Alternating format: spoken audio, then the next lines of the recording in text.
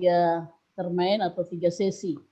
Yang pertama, saudari mahasiswi akan mempresentasikan skripsi yang saudara tulis. Itu sesi pertama dengan waktu 15 sampai 20 menit. Kemudian kita masuk pada sesi kedua di mana Bapak Ibu tim penguji akan memberikan pertanyaan ataupun saran yang berkaitan dengan skripsi yang saudara tulis. Dan diharapkan kalau saran saudara menerima itu, kalau pertanyaan harus dijawab. Baik. Dan pada sesi ketiga, setelah itu sidang diskors dan sesi ketiga, saudara akan dipanggil kembali untuk mendengarkan berita acara kelulusan. Maka saudara dinyatakan lulus atau tidak, itu pada sesi ketiga. Baik, untuk menghemat waktu, kami langsung berikan kesempatan kepada mahasiswi teruji, Grace Liliana Herodika Bokwai untuk mempresentasikan skripsi yang saudari tulis. Silakan. Ya, baik Ibu, terima kasih untuk waktunya. Selamat siang untuk Bapak Ibu dosen, Dewan Penguji, dan Ibu dosen pembimbing. Saya akan mempresentasikan penelitian saya, yaitu skripsi saya dengan judul Mitos Singgurosai pada Masyarakat Ondama di Kampung Wombu, Distrik Maikere, Kabupaten Teluk Ondama. Pada bab 1 yaitu pendahuluan latar belakang, mitos lebih dikenal untuk menceritakan kisah yang berlatar belakang masa lampau yang pada umumnya berisi penafsiran tentang alam semesta dan keberadaan makhluk di dalamnya. Muncul mitos bisa menjadi catatan peristiwa sejarah atau menjadi penjelas suatu ritual. Bagian kedua, mitos pada dasarnya bersifat religius karena memberi rasio pada kepercayaan dan praktik keagamaan. Masalah yang dibicarakannya adalah masalah-masalah pokok kehidupan manusia, dari mana asal-usul kita dan segala sesuatu yang ada di dunia ini, mengapa kita di sini dan kemana tujuan kita. Mitos memberi gambar dan penjelasan tentang alam semesta yang teratur, yang merupakan latar belakang perilaku yang teratur. Di Papua masih banyak sekali mitos-mitos yang berkembang, tidak sedikit pula masyarakat yang masih mempercayai kebenaran mitos tersebut. Bagi masyarakat Papua, mitos menjadi nilai adat yang dipercaya sampai sekarang. Keberadaannya terus dihidupi dan akan selalu menjadi sarana kontrol sosial bagi hubungan manusia dan alam sekitarnya. Dalam penelitian ini, fokus pengkajian yang dipilih ada pada mitos Singgorosai yang terdapat di Kabupaten Teluk Ondama. Karena mitos Singgorosai ini dijaga oleh generasi penerus dengan cara yang masih sangat sederhana, bahkan penyebaran dan pelestarian budaya ini terjadi secara lisan saja. Belum banyak memiliki data-data atau belum ada penelitian lebih dalam mengenai mitos ini, berbeda dengan kebudayaan yang lainnya. Persebaran mitos Singgorosai ini hanya melalui lisan saja, sehingga resiko kepunahan mitos ini sangat besar. Sangat disayangkan jika salah satu cerita mitos yang penting ini menjadi punah. Untuk menjawab permasalahan tersebut, pengkajian tentu sangatlah membantu mempertahankan dan melestarikan warisan nenek moyang. Salah satu diantaranya adalah sastra lisan ini. Maka tulisan ini berupaya mengungkap dan mengkaji mitos Singgorosai serta fungsi dan makna dari mitos Singgorosai. Dan tentunya untuk mengetahui bagaimana pandangan masyarakat Ondama secara khususnya terhadap tokoh Inggorosai, serta untuk mengangkat kembali cerita mitos ini agar tidak punah dan dapat terus dimiliki. Pada pembatasan masalah, adapun rumusan masalah dari skripsi ini sebagai berikut. Yang pertama, bagaimana pandangan masyarakat Ondama terhadap mitos Inggorosai. Yang kedua, apa saja fungsi-fungsi dari mitos Singgorosai. Tujuan penelitian sesuai dengan rumusan masalah, maka tujuan penelitiannya adalah untuk mengetahui bagaimana pandangan masyarakat Ondama terhadap mitos Singgorosai. Yang kedua, ingin mengetahui fungsi-fungsi mitos Singgorosai yang berhubungan dengan keseharian masyarakat di Teluk Ondama. Untuk kerangka konsep dan teori. Dalam kajian ini, teori yang dipakai adalah teori mitos menurut Bronislaw Malinowski yang mengatakan mitos merupakan pernyataan atas kebenaran lebih tinggi dan lebih penting tentang realitas asal yang masih dimengerti sebagai pola dan fondasi dari kehidupan primitif. Malinowski juga berbicara tentang teori fungsi yang mengatakan bahwa cerita suci berfungsi sebagai pedoman untuk upacara keagamaan, kesusilaan, dan aktivitas masyarakat. Lebih lanjut, Malinowski juga menyebutkan bahwa fungsi kebudayaan untuk memenuhi kebutuhan-kebutuhan naluri manusia. Teori dari Malinowski saya pilih karena sangat menggambarkan mitos Inggorosai secara keseluruhan yang menjadi pegangan masyarakat pendukungnya dalam kehidupan sehari-hari. Dari teori fungsi-fungsi Malinowski ini juga dipakai untuk memahami masyarakat Tolokondama. Bagian E, metode dan penelitian. Jenis penelitian ini adalah penelitian deskriptif kualitatif yang menggunakan pendekatan antropologi dan juga melakukan pendekatan teori fungsional untuk bagaimana melihat mitos ini berdampak dalam kehidupan masyarakat. Sasaran lokasi penelitian. Penelitian ini dilaksanakan di Kampung Wombu, Distrik Naikere, Kabupaten Tolokondama.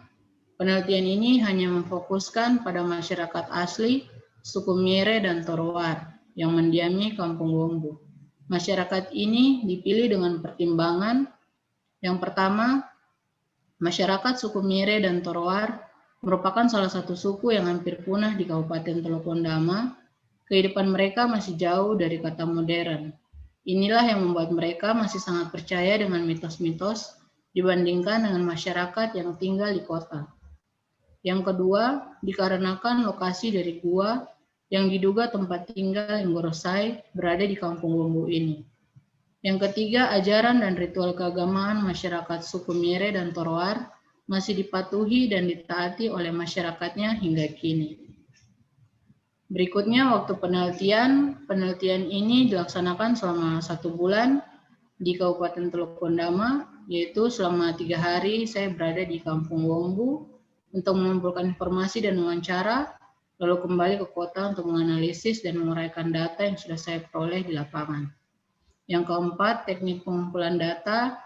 Dalam penelitian ini, saya gunakan teknik yang pertama, studi kepustakaan, studi lapangan, teknik observasi, yaitu dilakukan pengamatan dan peninjauan langsung terhadap objek dan sasaran yang sedang saya teliti. Yang keempat, teknik wawancara, yaitu dilakukan kepada sejumlah tokoh masyarakat, tokoh adat, dan tokoh gereja.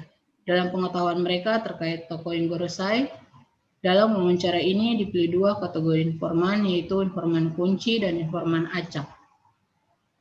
Pada bab 2, gambaran umum, lokasi, dan penelitian, bab 2 ini menjelaskan tentang gambaran umum lokasi yang akan dilaksanakan penelitian ini, yang bersihkan lokasi administrasi, geografis, keadaan alam yaitu topografi, flora, fauna, dan musim, lalu demografi yaitu keadaan kependudukan, lalu pemukiman, pendidikan, kesehatan, dan kebiasaan sehari-hari masyarakat di sana.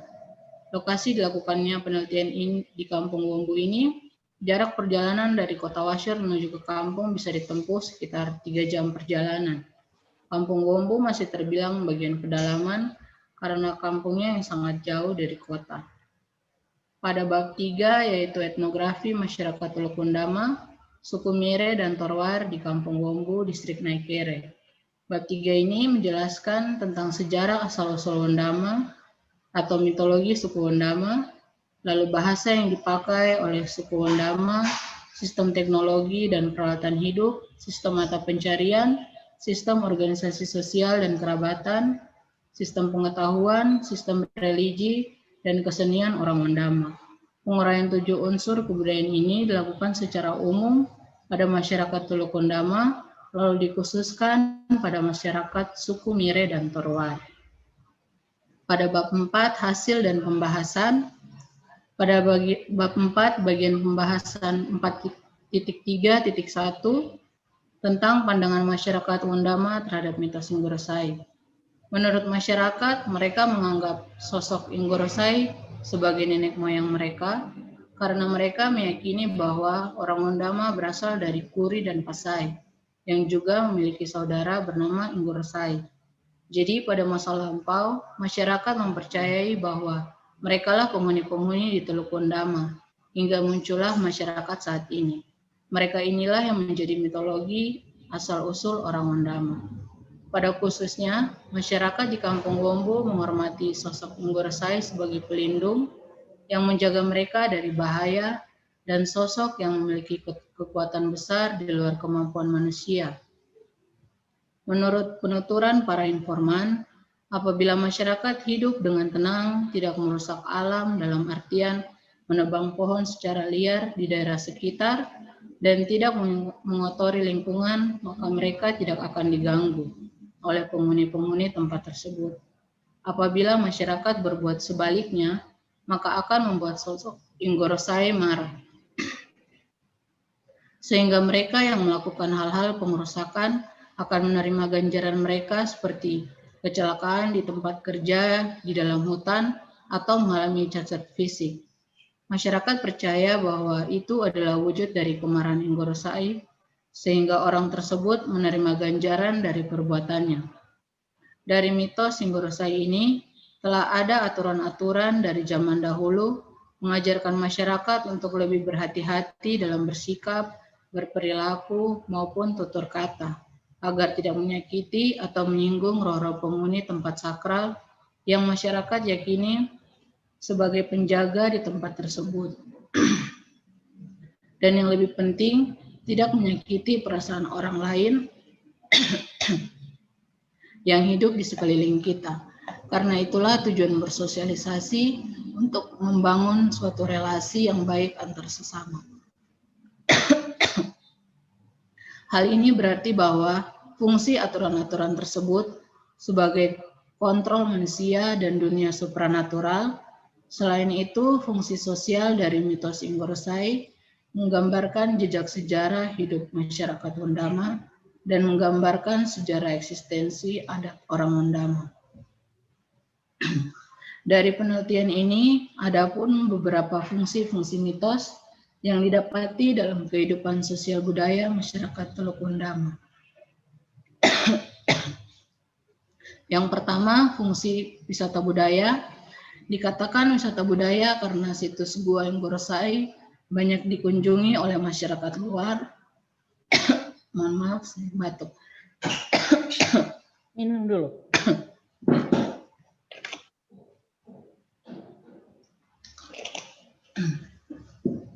Hal ini bisa menjadi suatu potensi wisata.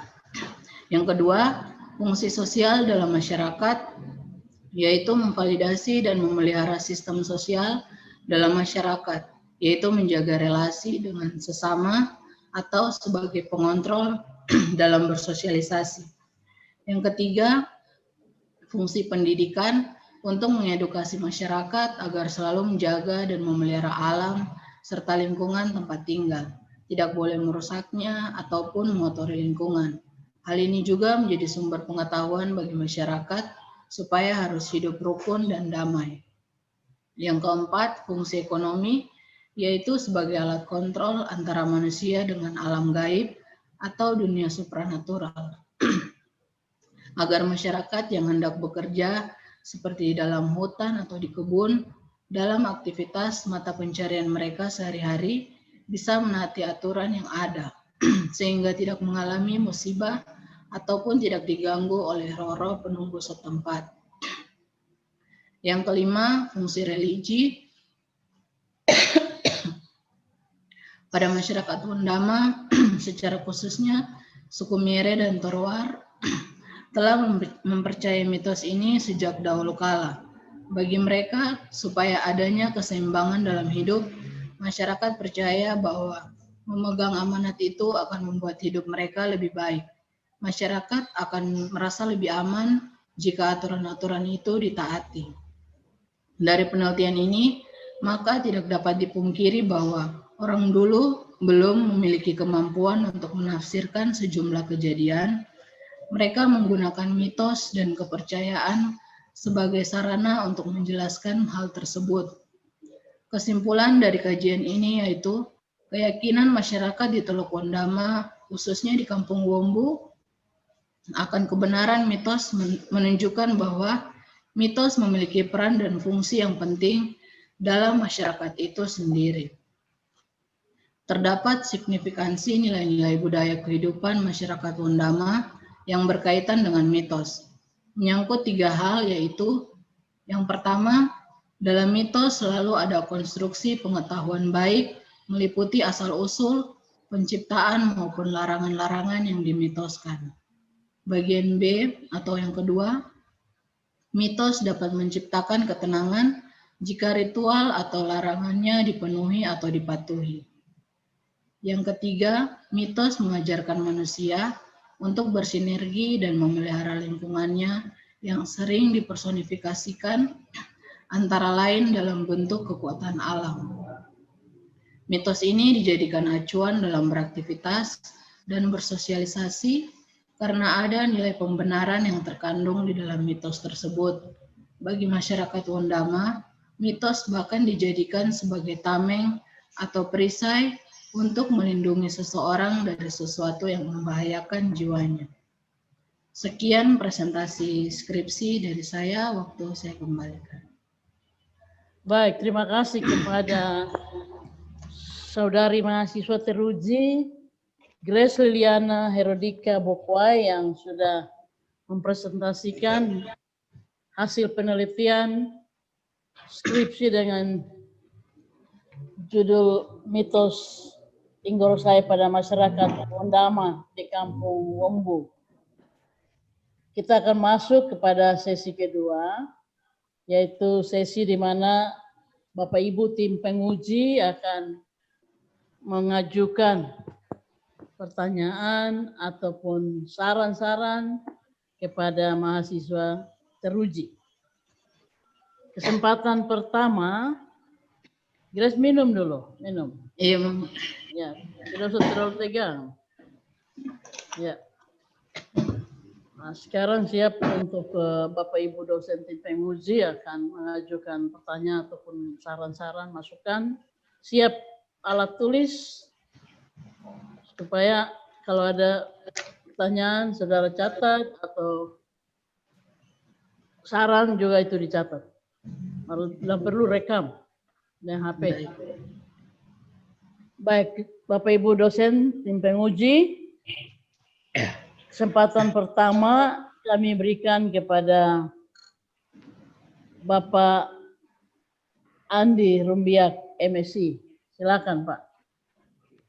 Baik, terima kasih ke Ketua Sidang. Buat Saudara Grace, ada beberapa hal yang mungkin akan saya sampaikan di sini, tetapi saya ingin tahu dulu mengapa Saudara Grace tertarik dengan mitos Inggorosai ini untuk dijadikan sebuah tulisan dalam skripsi. Mungkin bisa diceritakan latar belakangnya, kemudian apa yang menarik dari cerita-cerita tersebut. Iya. Silakan. Ya, baik. Makasih Bapak. Kalau menurut saya sendiri, mengapa saya tertarik untuk membawa mitos ini? Karena menurut saya mitos Inggorosai ini belum banyak masyarakat Wondama sendiri ketahui. Masyarakat mungkin lebih familiar, lebih sering dengar tentang mitos Puri dan Pasai daripada mitos Inggorosai ini. Padahal Inggorosai dan Puri Pasai mereka masih berhubungan saudara, adik kakak. Tapi masyarakat sendiri lebih familiar dengan Puri Pasai. Makanya saya di sini berusaha untuk mengkaji mitos Inggorosai biar orang lain juga tahu bahwa mitos Inggorosai itu sebenarnya juga penting. Walaupun dia tidak terlalu menonjol seperti Puri dan Pasai, tapi dia punya peran penting untuk kita masyarakat Wondama. Seperti itu. Itu keseluruhan masyarakat di Wondama ataukah kampung-kampung tertentu saja yang memiliki mitologi atau mitos seperti itu? Untuk memiliki mitologi itu seluruh masyarakat Wondama tahu, tapi lebih masyarakat yang di suku Miri dan Torwar ini mereka lebih dalam karena tinggal mereka tuh dekat dengan gua Inggorosai ini. mereka karena masih pedalaman, jadi masih sangat dekat dengan hal-hal yang seperti kepercayaan tradisional, berbeda dengan masyarakat yang di kota. Mereka hanya sebatas tahu tentang nama Inggorosai, tapi untuk seluk-beluk sampai dalam detail itu mereka kurang tahu, kurang paham. Mereka hanya mungkin tahu tentang Puripasai. Seperti itu. Itu mitos-mitos seperti itu, apakah memang diceritakan secara umum oleh masyarakat di sana, atau memang ada acara khusus atau ada ritual khusus di mana dia diceritakan? Jadi dia mempunyai fungsi-fungsi di dalam sebuah, misalnya adat begitu. Iya. Atau memang hanya cerita seperti cerita rakyat biasa begitu yang tidak punya nilai kesakralan lagi, tapi atau di situ masih punya nilai-nilai kesakralan yang kalau untuk Anda mitos, lihat dari apa masyarakat dalam konteks adat mereka. Iya, kalau untuk mitos-mitos sendiri tidak ada acara atau misalnya dalam acara ritual baru diceritakan itu tidak ada. Jadi hanya diceritakan langsung gitu, misalnya dari orang tua dulu, dari tete-tete, nenek-nenek. Mereka kalau mau cerita tidak apa-apa cerita, tapi memang ada bagian-bagian yang mereka tidak ceritakan. Nah, itu juga di lapangan saya dapati waktu wawancara dengan informan. Memang ada hal-hal yang mereka tidak sampaikan secara detail, secara dalam. Ada bagian yang tidak diceritakan begitu? Iya, betul. Itu kenapa bisa seperti itu? Masyarakat ataukah memang, mungkin ada keturunan tertentu, ada klan-klan tertentu yang sepertinya punya hak untuk bisa menceritakan, atau memang ada rahasia yang... Iya benar. Kalau klan tidak ada, tapi kalau untuk menceritakan itu biasanya kepala suku mereka ada batasan-batasan saat mereka bercerita. Misalnya mereka cerita secara umum saja, tapi kalau untuk yang dalam mereka tidak bisa cerita karena mereka percaya kalau mereka ceritakan mitos ini secara detail, mereka bisa kena suatu sanksi begitu, misalnya sakit atau bisa meninggal. Memang kepercayaan mereka seperti itu. Berarti pamali begitu ya? Iya, pamali, tabu. Oke, saya mau masuk ke ini, ke hal-hal yang mungkin teknis sekali, tapi mungkin penting. Coba kita lihat ke redaksi ya, redaksi redaksional Anda. Misalnya coba Anda buka halaman 1. Halaman 1 itu mungkin coba diperbaiki lagi, latar belakang masalah.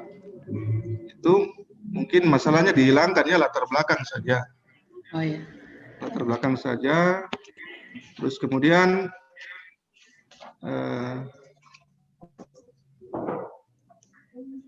saya lihat di kerangka teori ini itu ada yang B, halaman 12, mitos sebagai sarana pendidikan.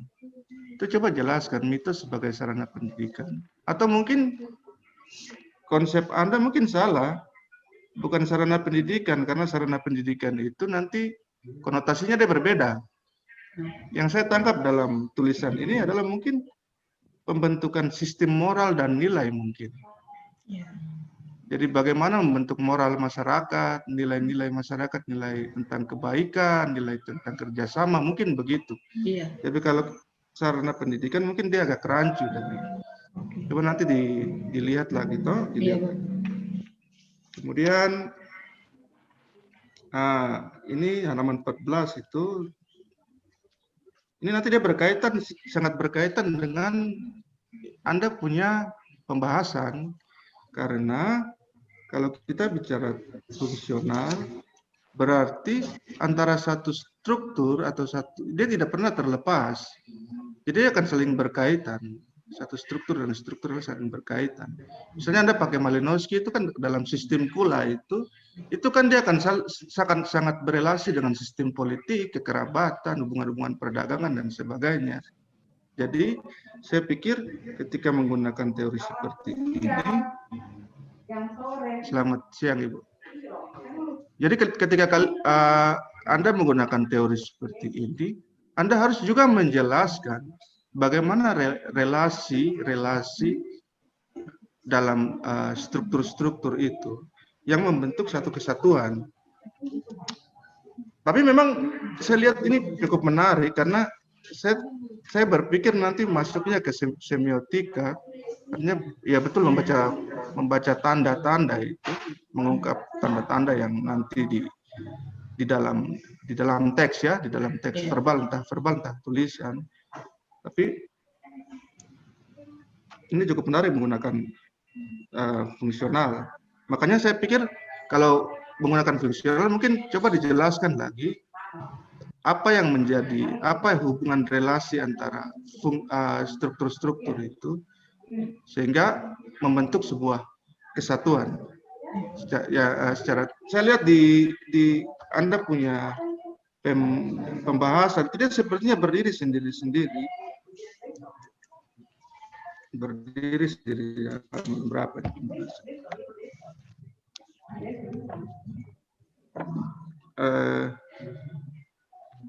Ya, halaman 107 ini. Jadi nanti coba dilihat lagi. Kemudian fungsi konsep mitos. Kalau di dalam fungsi konsep mitos di halaman 15 ini, fungsi konsep mitos Ingo Rosai ini, kalau di situ sudah dituliskan melindungi dan memperkuat moralitas, berarti mitos sebagai sarana pendidikan saya pikir cuma perlu hanya digabungkan saja, tidak perlu dibuat terpisah karena memang esensinya sama, isinya sama. Karena di sini juga membahas tentang moralitas, memberikan peraturan-peraturan praktis dan sebagainya. Halaman 15. Kemudian coba lihat halaman 17. Halaman 17 itu jenis penelitian ini adalah penelitian deskriptif kualitatif yang menggunakan pendekatan antropologi. Nah, itu mungkin coba dilihat apakah pendekatan antropologi atau apa. Dan juga melakukan pendekatan teori fungsional.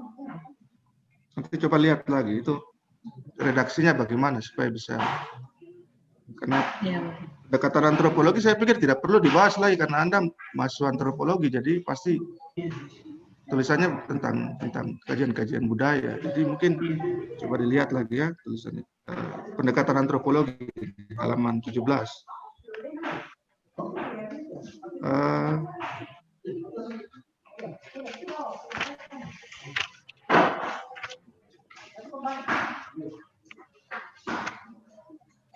Terus ini halaman 44 ini itu Anda lihat tabel-tabel itu halaman 44, 45, ya 44, 45 itu sumber data Kabupaten Teluk Ondama dalam angka 2020. Iya. Coba lihat itu data 2020 itu belum keluar itu. Data biasanya 2019 yang terbaru. Karena ini 2020 kan belum selesai itu. Kalau sumbernya saya bawa dari buku BPS Kabupaten Teluk Ondama memang 2020. Tapi 2020? Online. Iya, bukunya online. Sudah ada 2020. Ini kan masih bulan. Di online ada, Bapak. Oh, begitu ya? Iya. Oh, ya, mungkin. Karena buku BPS yang saya punya cuma dari 2010 sampai 2019. Jadi yang 2020 saya cari online. Ini setahu saya bisa salah ya. Setahu saya itu setiap data itu dia berlaku surut ke belakang. Jadi misalnya dari 2020 kita biasa menggunakan data 2019. Karena 2020 ini kan belum berakhir. Jadi datanya kan pasti masih direvisi. Terbaru. Iya betul. Memang data 2020 sama 2019 masih sama. Sama begitu. Iya, belum ada perbaruan. Iya. Oke, saya pikir itu. Kemudian ya tadi di pembahasan ini saya pikir saya ulangi lagi, kalau kita lihat mitos itu sebetulnya kan sesuatu suatu cerita rakyat atau prosa tentang leluhur yang tidak bisa ditangkap langsung, toh itu kan simbol-simbol atau tanda-tanda yang saya tidak tahu apa yang mereka mau gambarkan. Misalnya saya baca di sini itu antara Kuri dan Pasai ini, saya lupa yang mana yang di gunung, mana yang di pantai, mereka baku lempar. Iya. Coba ceritakan dia punya apa kutipan seperti itu saya dengar dulu. Coba Anda ceritakan. Waktu terjadi pertengkaran antara Kuri dan Pasai. Ayo, waktu terjadi pertengkaran, Kuri ke arah timur, Pasai ke arah barat. Memang mereka waktu terjadi pertengkaran itu Pasai ada lempar pohon sagu gitu ya dengan bambu, makanya di Washor katanya banyak bambu karena Pasai lempar bambu dari arah barat ke timur seperti itu. Terus Kuri lempar pohon sagu dari Washor ke arah sana, ke arah Waropen. Makanya Waropen katanya sagu banyak, bapecek itu karena dari situ. Menurut Maksud cerita saya yang begini, beredar seperti itu. Maksud saya begini, di dalam mitos itu kan ada kalau kita bicara semiotika itu kan kita membaca tanda, kita membaca simbol. Di dalam tanda itu kadang-kadang sifatnya kan implisit, dia tidak nyata diceritakan secara gamblang begitu. Nah, ini yang jadi masalah. Kalau kita bicara konsep emik dan etik ini, kadang-kadang si informan sendiri dia hanya menginterpretasikan sesuai dengan pemahaman dia. Kita tidak tahu simbol yang sebenarnya itu seperti apa. Sehingga menurut saya dibutuhkan dua pihak, di mana Anda juga sebenarnya kalau kita bicara ini kan sebenarnya Anda etik ini. Anda harus menginterpretasikan sendiri berdasarkan teks yang Anda dapatkan dalam mitologi tersebut. Nah, misalnya begini, saya lihat fungsi wisata budaya, saya pikir itu terlalu modern menurut saya. Karena mitos-mitos itu tidak bekerja untuk konteks yang semodern ini. Tapi saya melihat mungkin ada simbol-simbol tentang ekologis, simbol-simbol tentang konflik, simbol-simbol tentang migrasi, atau bahkan simbol-simbol tentang sebuah cerita yang mencirikan sebuah gerakan-gerakan kargo begitu.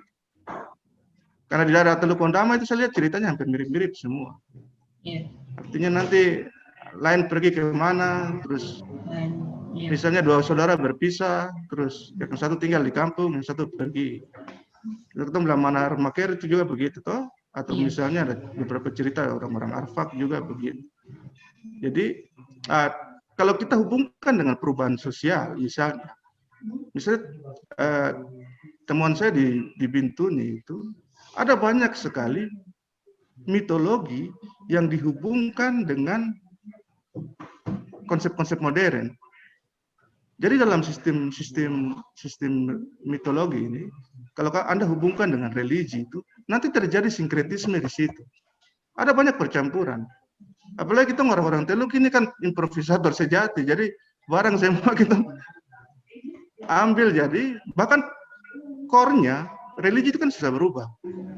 Itu pun dia bisa bergeser, dia bisa bergerak, bukan hanya teknologi saja. Jadi coba Anda masuk ke situ, sehingga Anda lihat. Karena saya lihat di Bintuni itu kenapa perusahaan-perusahaan bisa masuk di Bintuni, itu karena ada fungsi mitos di situ. Mereka lihat orang yang keluar dulu ketika air bah itu, orang yang keluar itu nanti besok datang untuk bawa kesejahteraan buat orang Papua. Fondasinya apa? Fondasinya adalah mitologi. Mitos. Coba lihat orang Wamesa itu kan persebaran dari Wondama. Jadi bagaimana orang Irarutu juga mungkin punya hubungan-hubungan kekerabatan seperti itu. Dan saya lihat mitos-mitos itu dia berfungsi, dia bekerja dalam konteks modern, tetapi substansinya sama, tetapi konteksnya berbeda. Jadi itu perusahaan-perusahaan masuk, itu dulu kita pembayang-bayang dulu hanyut kemana, terus kemudian orang datang, dan orang mungkin akan membawa kesejahteraan buat orang. Jadi simbol-simbol dalam mitos, misalnya konflik, ekologi, kemudian migrasi, perpecahan antara kakak beradik, atau misalnya ada peran gender di situ, misalnya mama di situ, itu harus dikorek keluar dalam sistem kognisi mereka. Jadi bukan hanya menerjemahkan mentah informasi dari informan. Kalau informasi dari informan itu baru kulit luar saja. Tapi tugas dari peneliti dia melihat struktur apa yang bekerja di dalam. Kan nanti kita lihat dalam konteks ekologi bisa ada. Kita lihat dari perubahan sosial bisa ada. Kita lihat dari nilai-nilai kargoisme dia bisa masuk juga.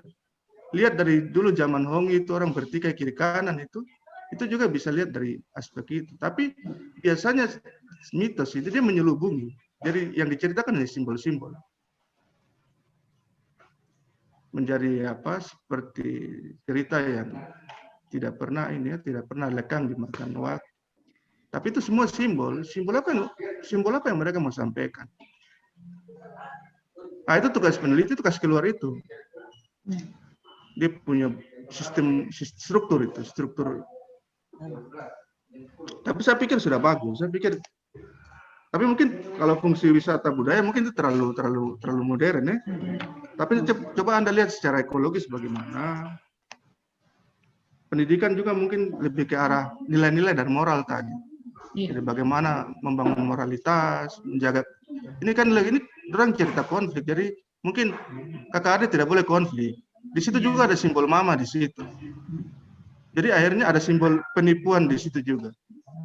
Jadi kakak atau adik yang tadi tipu dia punya saudara bahwa itu dari teks itu Anda bisa lihat pesan-pesan moral apa yang mau disampaikan terhadap generasi sekarang dalam cerita mitologi itu. Jadi saya pikir sudah bagus, cuma perlu dipertajam lagi menurut saya. Dia punya analisis lebih dipertajam lagi. Dari awal sampai akhir saya lihat sudah saling terkait begitu antara teori, metode dan sebagainya. Cuma bagian analisisnya saya pikir sedikit ditambah, dipertajam lagi. Misalnya kita bicara ekologi, kita bicara gender, kita bicara konflik, kita bicara misalnya migrasi, kita bicara karakter Papua, orang Papua yang sangat pragmatis dan improvisasi penuh dengan mengimprovisasi segala macam perubahan dari luar. Nah, kalau pakai teori-teori perubahan mungkin dia juga bisa lihat bagaimana mitos ini bahkan membuat orang Papua lebih bisa menerima orang luar. Karena orang luar dianggap bagian dari moyang yang dulu telah pergi. Ada kawin campur di situ dan sebagainya. Daerah-daerah itu kan orang kawin campur kan sangat terbuka atau sangat bebas. Artinya bisa jadi mitos-mitos ini juga punya fungsi dalam sikap masyarakat yang terbuka terhadap perubahan atau peradaban dari luar atau migrasi masuk dari luar. Saya pikir mungkin itu. Waktu dan tempat saya kembalikan ke ketua sidang. Terima kasih. Baik, terima kasih kepada penguji pertama, Bapak Andi Rumdia KMSI. Kesempatan kedua kami berikan kepada Bapak Abner Krey MSI. Silakan Pak. Ya. Baik, terima kasih atas kesempatan yang diberikan kepada saya. Yang pertama berkaitan dengan penulisan dengan judul skripsi mitos Inggorosai pada masyarakat Wondama di Kampung Wombu, Distrik Naikere, Kabupaten Wondama.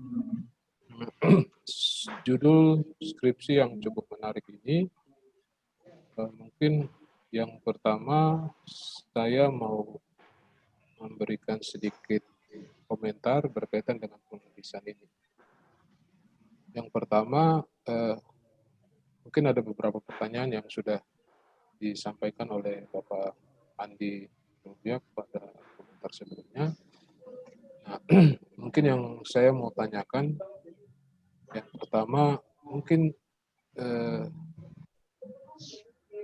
apa penting tulisan ini khususnya bagi masyarakat Kampung Wombo,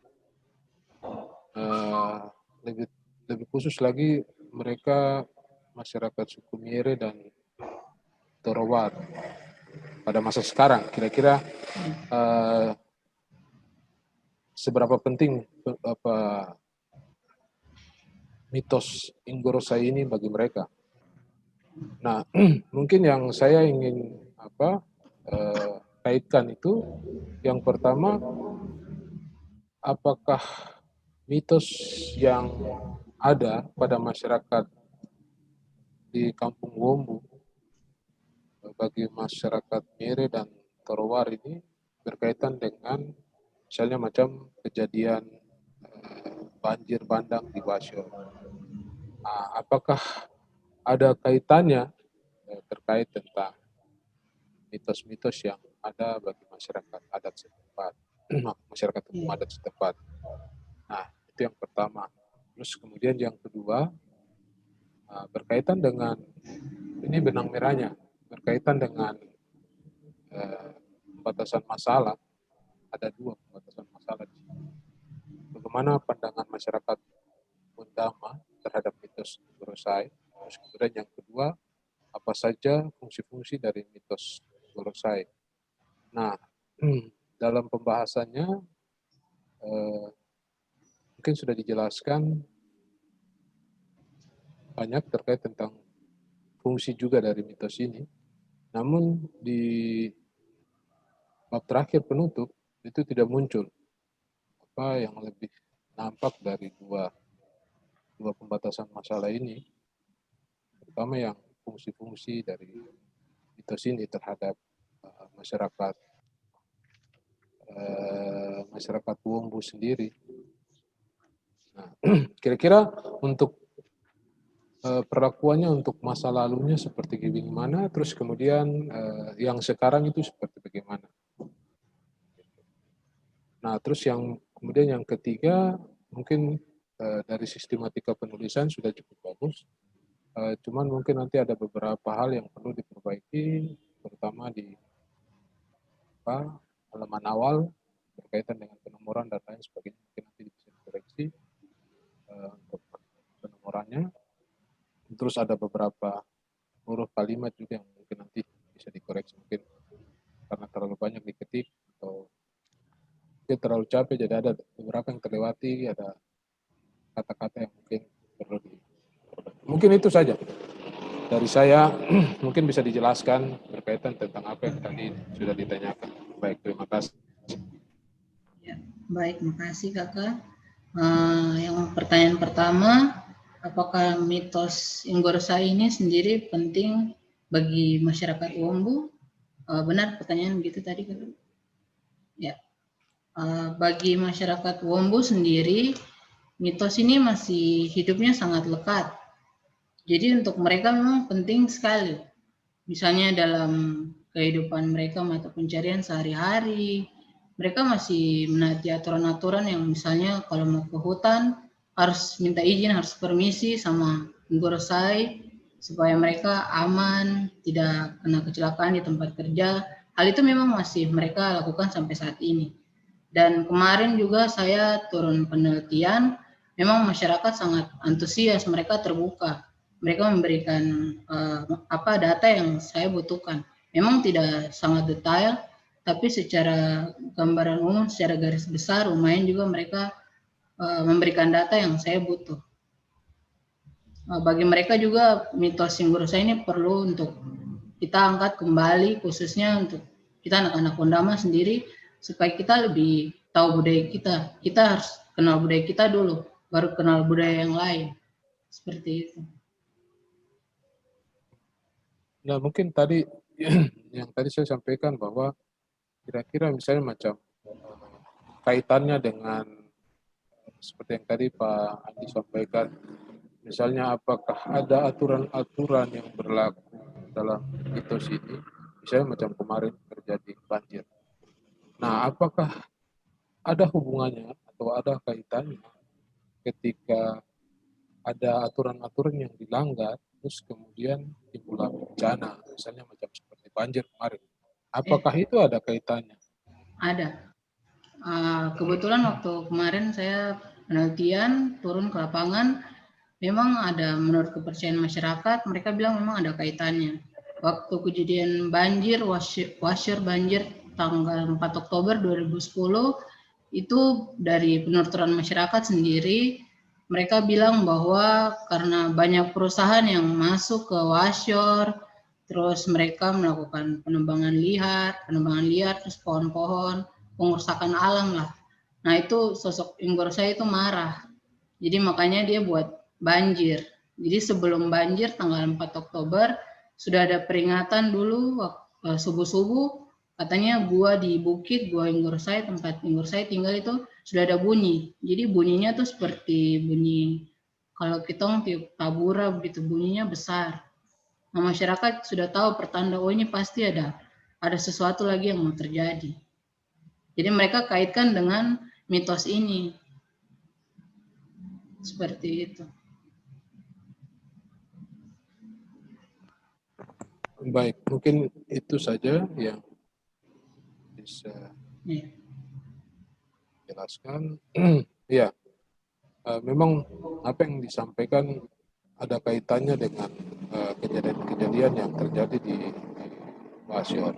Nah, mungkin sekarang apa dampak daripada cerita-cerita atau mitos-mitos dalam penerapannya di masa sekarang seperti bagaimana? Guna memproteksi hal-hal yang tidak diinginkan. Iya. Misalnya kejadian banjir dan lain sebagainya. Kira-kira apakah ini masih diterapkan atau tidak?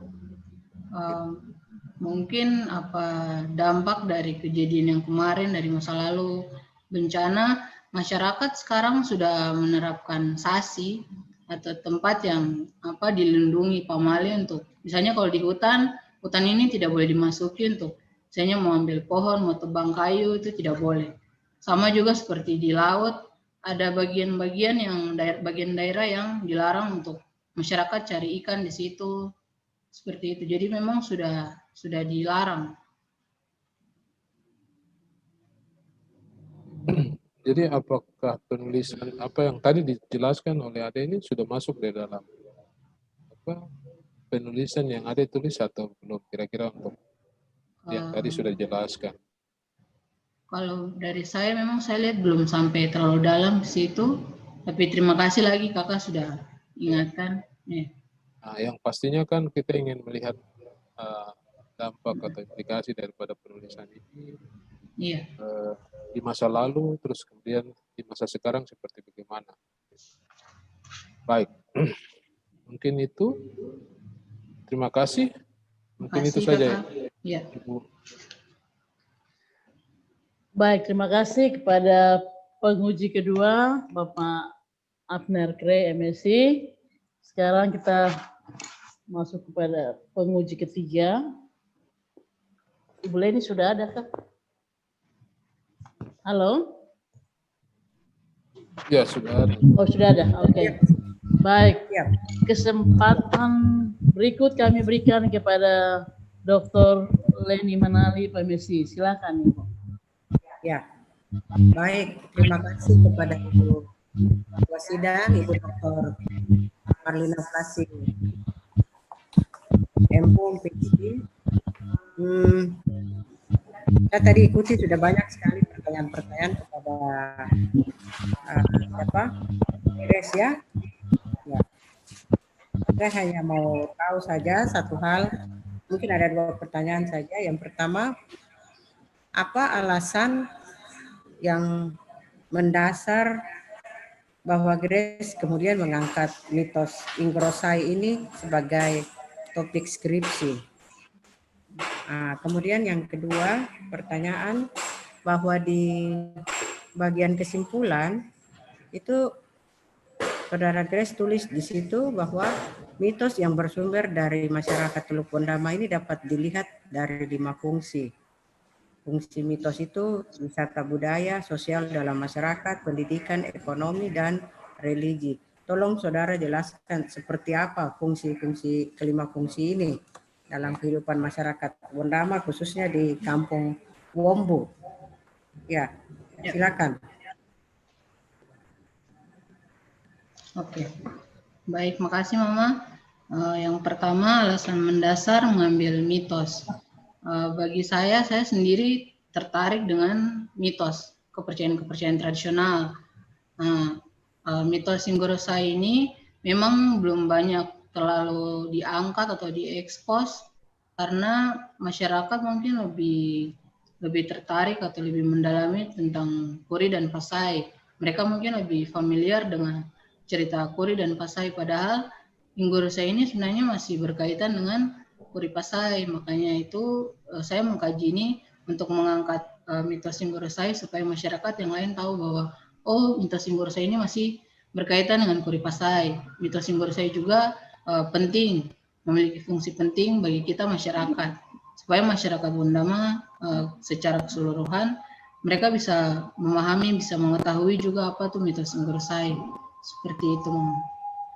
Yang kedua, Iya, ya. Silakan. yang kedua, Silakan.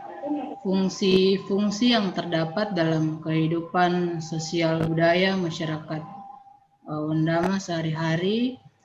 Pada bab 4, yang pertama itu fungsi wisata budaya. 5. Bab 5. Bab 5. Budaya sosial dalam masyarakat, Ya. pendidikan, ekonomi. Di bab 4 memang saya ada jelaskan masing-masing dari fungsi itu. Ada di bagian belakang 4.3.2 fungsi wisata budaya di sini yang saya maksud karena lokasi dari Gua Inggorosai itu ada di Kampung Wombu, suku Mere dan Toroer, tempat mereka tinggal ini. Nah, masyarakat dari luar juga biasanya mereka datang hanya untuk sekedar melihat gua di atas bukit, memang tidak ke gua tapi lihat dari bawah saja. Maksud saya fungsi wisata budaya ini, gua ini bisa jadi potensi budaya masyarakat karena banyak yang datang ke sana lihat, mungkin itu bisa diangkat jadi wisata budaya, tapi memang saat ini belum. Terus yang kedua, fungsi kaitannya dengan mitos tadi. Wisata budaya ini kaitannya dengan mitos di mana begitu? Karena Inggorosai. Iya, karena Gua Inggorosai ini kan lokasinya di Kampung Wombu, jadi masyarakat di Kampung Wombus itu yang masih mempercayai, mempertahankan mitos ini. Kehidupan mereka sangat berdampak dengan mitos. Aturan-aturan mereka masih mereka taati. Memang berbeda dengan masyarakat yang di kota. Mereka sudah tidak menaati aturan-aturan yang dulu lagi, aturan tradisional. Jadi untuk masyarakat yang di Wombu itu sangat berdampak bagi mereka, baik keseharian mereka dalam mata pencarian, mereka masih perhatikan hal-hal itu. Supaya untuk mereka menjaga kehidupan mereka sendiri, supaya mereka merasa aman. Seperti itu. Iya, kalau untuk wisata budaya, wujudnya seperti apa? Bagaimana itu ditampilkan dalam wisata budaya?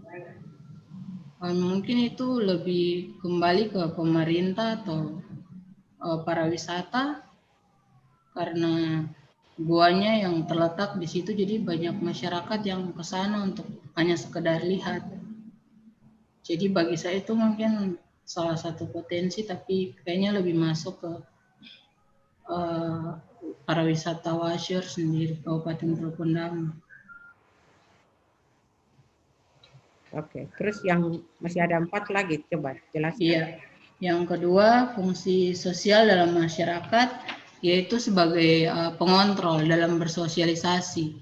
Jadi supaya masyarakat bisa hidup rukun, membangun relasi yang baik antar sesama, tetapi juga dengan dunia supranatural. Jadi masyarakat lebih berhati-hati lagi. Yang ketiga, fungsi pendidikan.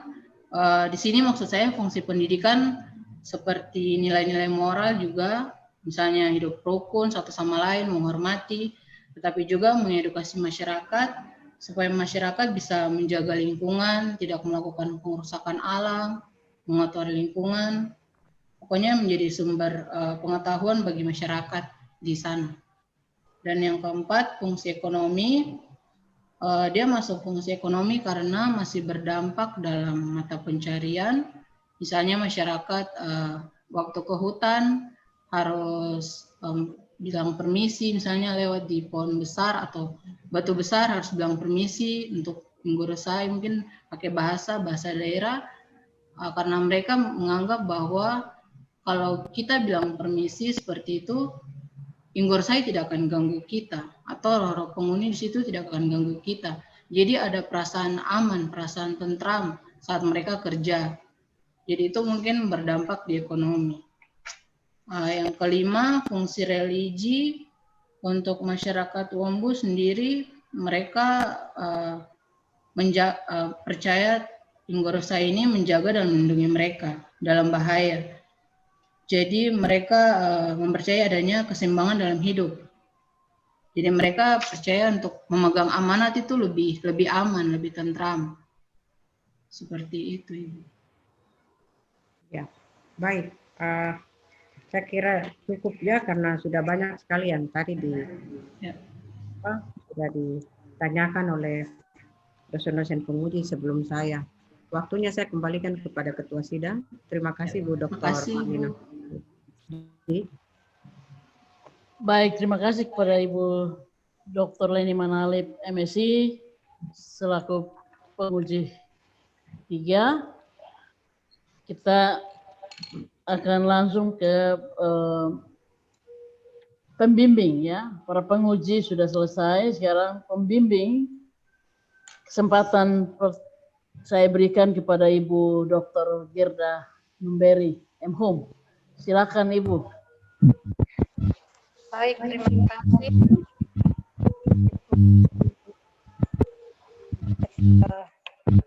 Sidang ujian skripsi sekaligus pembimbing 1 daripada mahasiswa teruji GRACE dokumen. Ya, saya pikir kalau dari pembimbing mungkin tidak memberikan pertanyaan, tetapi semua catatan tadi Bapak Ibu penguji 1 sampai 3 kami sudah mencatat dengan baik, dan saya harap saudara mahasiswa GRACE juga sudah memperhatikan itu untuk nanti kita sama-sama melihatnya kembali. Iya, saya juga memang yang tadi disampaikan oleh penguji pertama mengenai fungsi daripada mitos disampaikan, mungkin ini yang harus kita lihat kembali ya, GRACE. Ini terkait yang tadi diambil dan dikai oleh GRACE di sini teori fungsional dari Malinowski. Ini memang kesannya di bab 4 ini fungsi-fungsi yang ditampilkan ini fungsi yang berdiri sendiri. Memang terkait dari mitologi, tetapi kalau kita pakai teorinya Malinowski ini, fungsi-fungsi ini dia merupakan satu kesatuan yang saling terintegrasi, tidak terputus-putus, saling mempengaruhi. Yang dari bidang ekonomi mungkin mempengaruhi yang tadi, apalagi wisata, religi dan sebagainya. Jadi saling terkait. Itu mungkin nanti kita lihat kembali. Kemudian saran tadi yang dari Pak Andi juga mengenai fungsi mitos dalam pendidikan, itu juga mungkin itu jadi perhatian juga ya. Itu bukan pendidikan tapi mungkin yang tadi pembentukan karakter atau moral. Saya pikir di dalam situ memang sebenarnya GRACE sudah masukkan isinya, sebenarnya pendidikan tuh mengarah ke situ, cuma mungkin nanti redaksinya saja yang diperhatikan atau kita gantikan kembali. Iya, jadi mungkin semua yang tadi sudah disampaikan akan kita lihat itu kembali, dan itu nanti menjadi tugas atau tanggung jawab kami pembimbing 1 dan pembimbing 2. Baik, sekali lagi saya sampaikan terima kasih kepada penguji yang sudah memberikan masukan pertanyaan bagi mahasiswa bimbingan kami atau mahasiswa yang teruji pada siang hari ini. Saya kembalikan kepada Ibu Ketua Sidang selaku pembimbing 1. Terima kasih. Baik, terima kasih kepada Ibu Dr. Gerda Kai Beri, MO. Selanjutnya tadi kami sebagai pembimbing ya, saya juga sampaikan bahwa apa yang ditulis oleh Grace ini sudah diuji tadi oleh para penguji, catatan-catatan perbaikan akan didiskusikan kembali, terutama menyangkut teori. Kemudian nanti di bagian latar belakang juga alasan mengangkat judul ini, karena tadi ada pertanyaan juga dari tim penguji, itu bicara tentang latar belakang. Bagian latar belakang ini nanti dilihat kembali untuk sama-sama kita diskusi untuk perbaiki, masukkan di bagian latar belakang ini lagi alasan saudari teruji untuk mengangkat masalah mitos ini. Kemudian nanti juga kita lengkapi juga ini apa Grace nanti tambahkan data foto-foto. Kalau di lapangan ada data lapangan, misalnya saudara foto itu gua Inggorosai bisa dimasukkan di dalam. Kemudian informal yang saudari wawancarai, data-data itu perlu juga dilengkapi di dalam skripsi ini, sehingga skripsi ini tidak hanya sebatas narasi saja, tapi juga kita bisa membaca, melihat gambar yang ada itu bukan sekedar gambar, tapi gambar itu bercerita, meyakinkan pembaca. Terus daftar pustaka juga nanti perlu didiskusikan kembali. Yang ada di dalam teks naskah skripsi itu yang dimasukkan. Kalau yang tidak ada kita keluarkan. Nanti Ibu berdua sebagai pembimbing akan sama-sama dengan Grace untuk diskusi supaya revisi skripsi ini. Saya kira itu yang dapat kami sampaikan untuk sementara sidang ujian kami scores. Grace bisa keluar dulu sebentar dari Zoom, kemudian nanti dipanggil baru masuk lagi. Karena kita tim penguji akan diskusi sebentar. Baik, silakan Grace keluar dulu. Pak Abner, sudahkah? Sudah, Ibu. Sudah. Oh, sudah. Ya, Ibu. Ya, Grace bisa masuk kembali. Sudah masuk. Grace, Ya, Ibu. sudah masuk, sudah bergabung ya? Iya.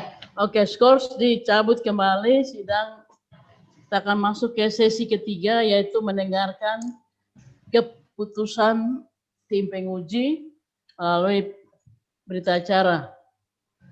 Pada siang hari ini, Saudari Grace, kau berdiri sudah? Berdiri saja, berdiri. Walaupun kita online tapi berdiri, ya. Ya, mantap. Oke. Baik, kami akan menyampaikan kepada saudari mahasiswa Grace Liliana Hendorika Bokwai. Setelah mendengarkan hasil presentasi ujian saudara dengan judul skripsi mitos Inggorosai pada masyarakat Pondama di Kampung Mombu, Distrik Naikere, Kabupaten Telu Pondama, maka tim penguji skripsi pada siang hari ini memutuskan bahwa saudari Grace dinyatakan lulus dengan nilai akan diumumkan kemudian. Jadi saudari hari ini dinyatakan lulus. Baik, Ibu. Dengan nilai akan diumumkan kemudian dengan catatan. Ini perhatikan, catatannya adalah saudari diberikan waktu paling lambat 1 minggu untuk merevisi skripsi ini. Sebelum saudara mengikuti yudisium. Ya, itu catatan perbaikan yang harus dikerjakan. Ya. Demikian pengumuman hasil kelulusan dari mahasiswi teruji Grace Liliana Erodika Bokwai. Kita beri aplaus dulu Bapak Ibu dosen tim penguji bahwa ada itu sudah selesai. Selamat kepada Saudari Grace. Terima kasih. Terima kasih. Terima kasih kepada Bapak Ibu dosen tim penguji pada siang hari ini. Sampai jumpa lagi. Dengan demikian saya tutup sidang ujian pada siang hari ini. Terima kasih banyak. Terima kasih. Selamat semua. Terima kasih Bapak.